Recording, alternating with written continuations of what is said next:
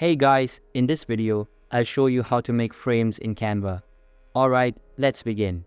First of all, open any type of preferred browser on your PC and search for canva.com. After that, sign into your account and you will be redirected to this page.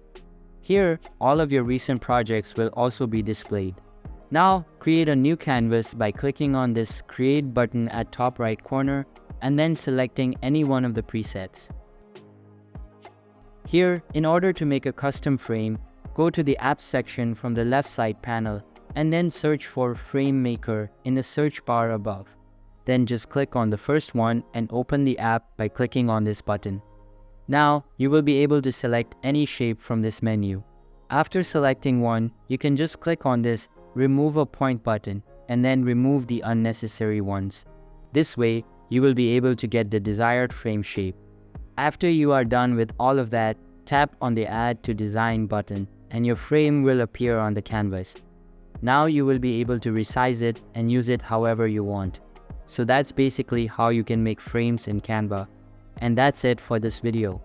If you find this helpful, consider subscribing and giving this a big thumbs up. Thanks.